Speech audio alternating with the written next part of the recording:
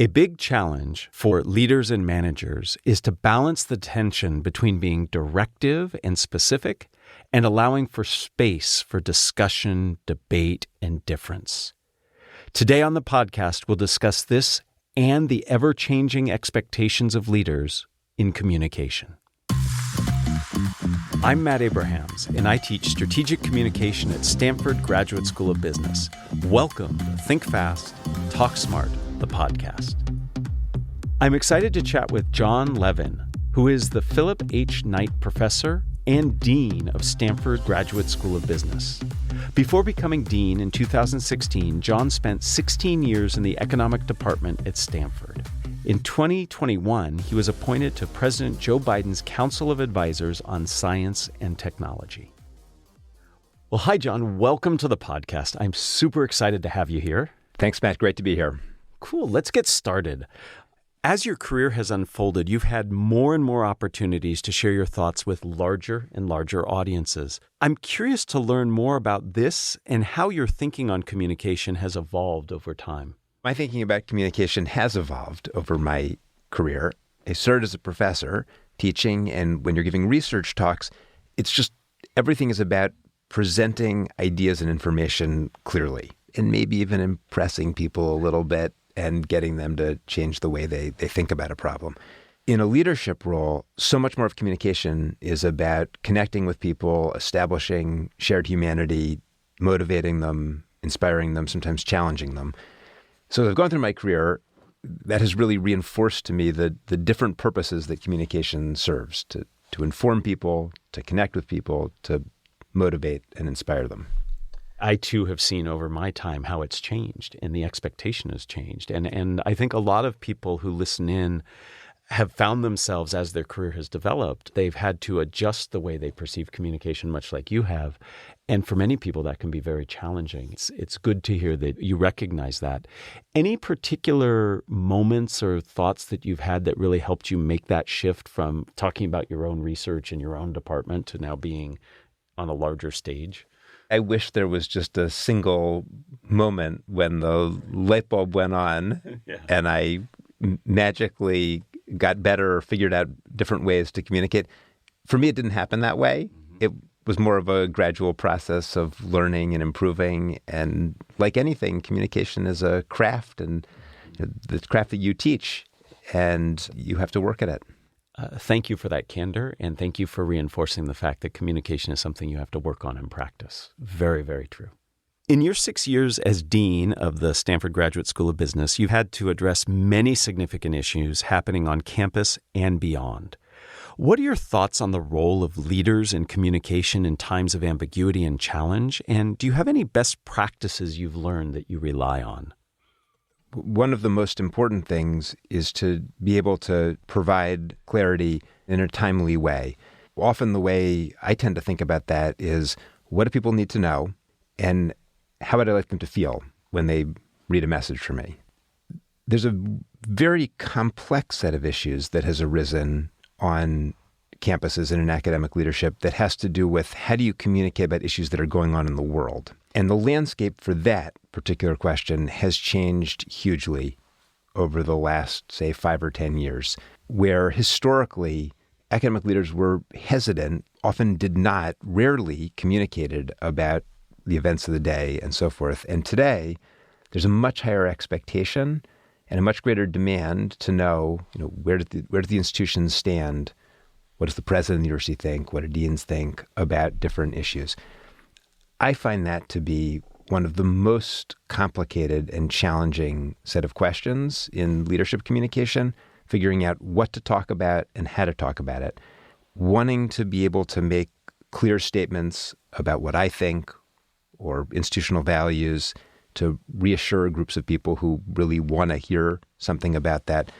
But at the same time, leaving space for people to form their own opinions, to discuss ideas, to debate what's going on, because that diversity of ideas, of viewpoints, of perspectives is just so absolutely central to our mission. I think in that you've clearly defined a tension that all business leaders need to manage, which is how do you step forward and put forth your position, but also leave space for people to discuss, to debate, to discover. And that's a hard tension. And it sounds like part of how you navigate through that is by thinking through what do you want people to know and how do you want them to feel about those issues. And that is something we've talked about before on this podcast, and I think critical in all communication.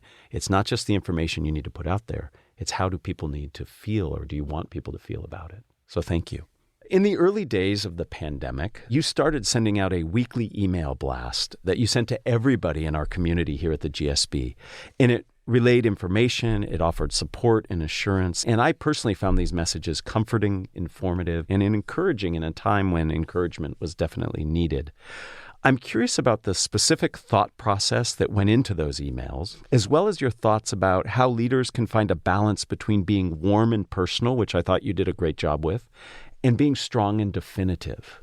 Thanks for saying that. When the pandemic started in the winter and spring of 2020, there was just so much going on because we were canceling programs, international travel. We went online over a weekend. People were working from home. They had to be on lockdown. It was just an incredibly unusual and dynamic situation. And so I started writing to the community, basically just to summarize the information that people needed. You know, what was canceled, how we're moving online, who needed to be on campus.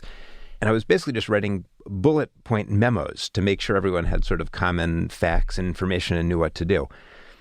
And then within a few weeks, I started writing more reflective emails. And so, you know, what I was thinking about, what I was reading, who I was talking to, the experience of having a Passover Seder on Zoom, you know, other types of strange experiences that everyone was sharing. And everyone was so isolated and lacking in community. And I wanted to try to maintain that. And so I did keep that up through the main part of the pandemic. And I got a lot of positive responses and appreciation, partly just for putting that effort in to try to maintain community. I really found it endearing, and it did build a sense of community. When you were sharing the stories about how it was affecting your life, how it was affecting your family, you would highlight what you noticed other people doing, and it really served to bring people together. And I think a lesson for everybody listening is that even in times of stress, being personal and sharing your own experience can really help bond people together, and I appreciated that. As you think about the future of business and business education, I'm wondering what you think about the role communication is playing now and will play in the future. There is just no doubt whatsoever that communication is going to continue to play such an important role for business leaders. That's true whether they're communicating individually to their leadership team or to different people in their company or to employees or to customers or to shareholders or testifying in Congress or to the public. It really is just so important for people who are in leadership roles to be able to communicate with clarity. Our students are really fortunate to have folks like you to help prepare them for that world, such an essential skill. Thank you. And I agree with you that the role of communication, the pandemic taught us how critical communication is. And when we're cut off in some ways from our communication, it can be very challenging. Let me ask you about a question that is relevant to someone who is an economist and the dean of a business school. Capitalism is under fire these days. We're facing problems of economic inequality, climate change, loss of jobs to technology, privacy concerns, and many other things. How is the GSB teaching students to think about capitalism, and what is the role of the school in leading a broader conversation on the subject? I love that question because I think you're just spot on with where the world is today. The place I like to start in thinking about that is just to think about the extraordinary triumph that we've had in this country and in many other places around the world over the last century and a half. In the United States, over the last 150 years, standards of living almost doubled every generation. And that rise from subsistence to prosperity, there's no precedent in human history. And it's been even more dramatic in countries like China, for example, that adopted many elements of capitalism. And so it's just incredibly important to keep in mind that markets, that private enterprise, coupled with stable political legal institutions, can be the single greatest engine for societal progress. It's particularly important to keep that in mind at a business school, because that is the engine we're trying to build and support. At the same time, you're absolutely right. You think of challenges like climate change, inequality, the misuses of technology. These are serious issues that we have to grapple with in this century. And we're living at a time when our political system, which in some sense is the right place to deal with those types of challenges, just seems entirely unable to come to terms with them and address them in any sort of reasonable way. And so people, naturally then look elsewhere for solutions and for leadership. And so they look to business, they look to investors, they look to the private sector to tackle these market failures, externalities, these problems, to be responsive to a broader set of stakeholders. And that just raises all kinds of hard questions. Like, it's hard enough to run a business to maximize long-term value for your shareholders, and then someone asks you to solve global climate change. Right. So when I think about what we want in educating students today to be business leaders, we want them to dive into those questions, to wrestle with them. There's all kinds of tensions and trade-offs. We want them to really think hard and understand those complexities. And of course, we also believe, particularly at a place like Stanford, we're an epicenter of innovation. We want our students to be the source of the solutions. We want them to solve problems like climate change, to bring new technologies, ideas to market with great business models that deliver them with scale, with speed. We hope students, when they come here, are going to be inspired to take on big challenges and then to do it in ways that will restore people's faith in business and the ways it contributes to society.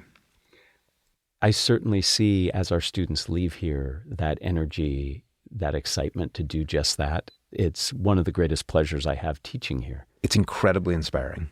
Absolutely. It just renews your faith in humanity and people every day and every year when we get a new generation of students. I so agree, because the challenges are formidable, and yet the students leave ready to tackle them, and it's very rewarding. Stanford GSB is one of the most competitive management education programs in the world.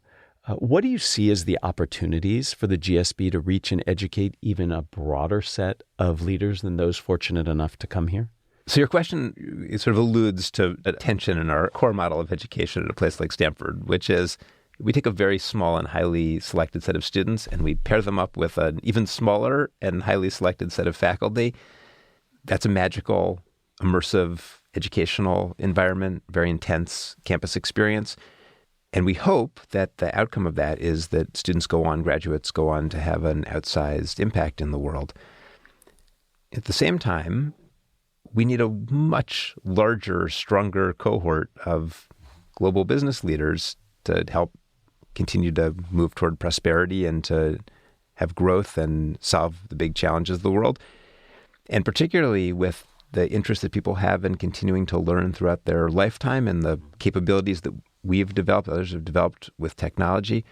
I have a very strong feeling that places like Stanford have a tremendous opportunity, in some ways a responsibility, to try to reach and engage with and educate a broader set of people around the world, and to do that in ways that are transformative and meaningful and impactful.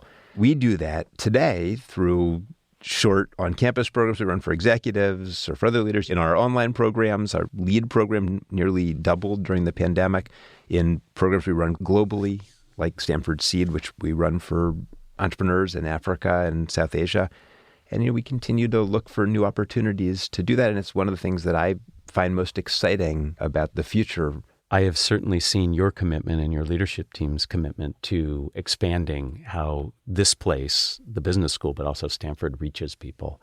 And I truly appreciate the support you have of what we do here, because we're trying to reach people as well. I think a podcast like this is such a great example of the ways that a place like Stanford can share ideas with the world and reach a broader audience and give people a sense of what's going on, what are people thinking, what happens here.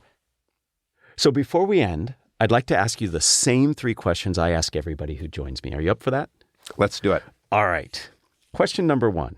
If you were to capture the best communication advice you've ever received as a 5 to 7 word presentation slide title, what would it be?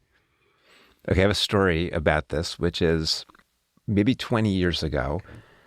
My brother and I were asked to speak at an event that was in honor of my father. And we were supposed to be the dinner speakers. And so we wrote to the people organizing this event, and we said, well, what should we say? What's going, what do you think? And so forth. And they wrote back this incredibly long email with, well, maybe you could touch on this and that and this and that, and you could do it this way. And, oh, by the way, maybe tell a joke and sort of say something about your mom and all this stuff. And I looked at this email and I was like, wow, this is going to be the tough assignment. And my brother immediately just hits reply all, and he says, got it. Standard talk, funny, touching, and short. I love it. Funny, touching, and short. I think that's great advice for many of our communication situations. I'm curious, how did the talk go? We were short. I'll leave it at that. I'm curious, Jon, who is a communicator that you admire and why? So one person is Barack Obama. No matter your political affiliation, you have to admire President Obama as a communicator. He came and spoke on campus. He gave a incredibly detailed, pretty technocratic talk about social media and misinformation. It was easily an hour, maybe even an hour and a half, and it was mesmerizing. He's a wonderful speaker. But I'd add one more person that I admire as a communicator, and that's the outgoing president of MIT, Raphael Reif, who's someone I admire as a person, but also was a wonderful communicator. And a lot of what made his communication so good is he wrote from the heart. Let me ask you my third and final question. What are the first three ingredients that go into a successful communication recipe? Clarity, connection, inspiration. Very, very important. All three. And you do all three of those very well and serve as a good role model for all of us. And I think all business leaders and people developing their careers can think about how they can leverage those three together to help them successfully navigate the communication challenges that they have. Jon, thank you so much for being here. I appreciate your time, your insights, your candor, and truly appreciate what you do for us and for all of our students. Thank you. Matt, thank you so much for having me on. And we're so fortunate to have you teaching at the GSB and doing this podcast. Thanks for joining us for another episode of Think Fast, Talk Smart, the podcast from Stanford Graduate School of Business. This episode was produced by Jenny Luna, Michael Riley, and me, Matt Abrahams. For more information and episodes, visit gsb.stanford.edu or subscribe to our show wherever you get your podcasts. Finally, find us on social media at Stanford GSB.